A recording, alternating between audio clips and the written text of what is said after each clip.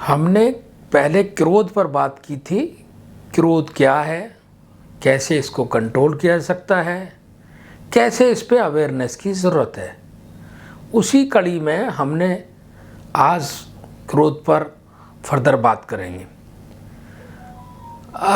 जब भी भीतर क्रोध कोई आदमी करता है तो वो क्रोध का पहला शिकार खुद हो जाता है। औरों को तो बाद में बेचैन करेगा, पहले खुद ही व्याकुल हो जाएगा और व्याकुलता बिखरने लगती है।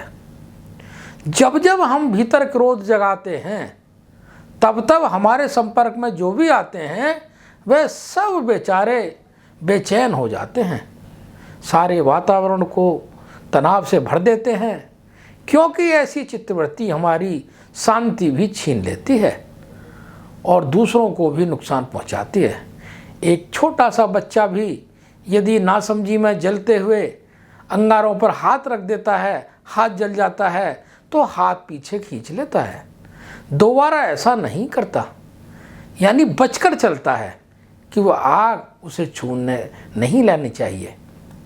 एक नन्हा बच्चा भी समझ जाता है। और हमारी नासमझी कि अंगारे भरे जा रहे हैं, भीतर अपने को जलाए जा रहे हैं, स्वयं को जल रहे हैं, औरों को भी जला रहे हैं और छुटकारा पाने की कोई कोशिश नहीं करते।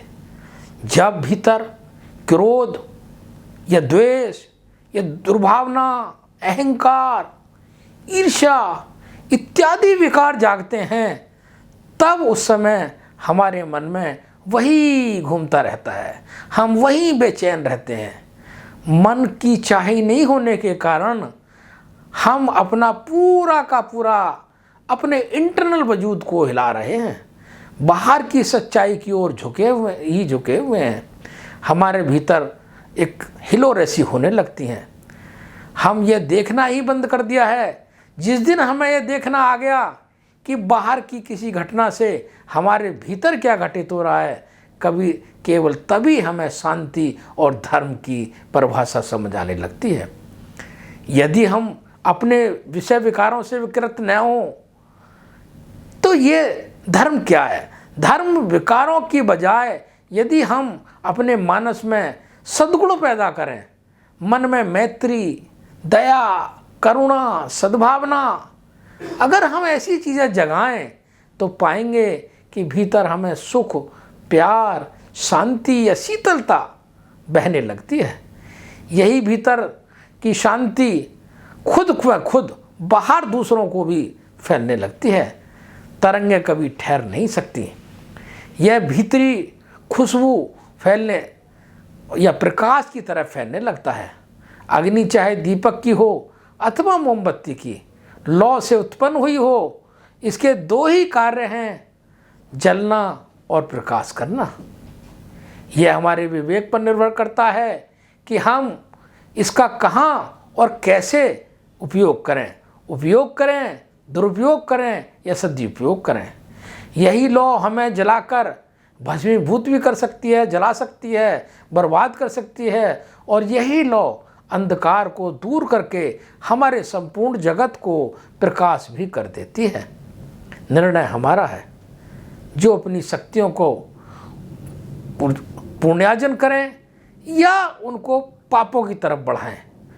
याद रहे कि संसार की किसी भी वस्तु, व्यक्ति या स्थिति को कोसने की आवश्यकता नहीं है। आवश्यकता है कि उसके गुण, कर्म, स्वभाव और प्रकृति को ठीक से समझते हुए अपने समाज, देश, धर्म के हित में समुचित उपयोग करने की क्षमता हम अपने आप बढ़ाएं। यह सत्य है कि सब में सभी गुण विद्यमान नहीं हो सकते, लेकिन प्रत्येक में कोई ना कोई गुण की प्रधानता भी अवश्य होती है। यदि हम उस विशेष गुण का शोध करें, समझें, पालन करें तो निश्चय ही सफलता की सीढ़ियों पर अग्रसर हो सकते हैं।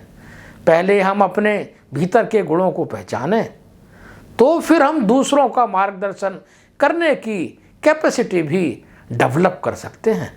ध्यान और योग के द्वारा मनुष्य अपने मन की चेतना में गहराई प्राप्त करता है। ध्यान और योग करने से आध्यात्मिक संतुष्टि और शांति मिलती है।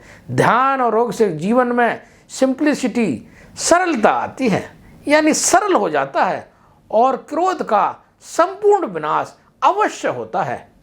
मिर्जा गालिब का एक छोटा सा शेर है, कुछ इस तरह मैंने ज़िंदगी को आसान कर लिया, किसी से माफ़ी मांग ली, किसी को माफ़ कर दिया।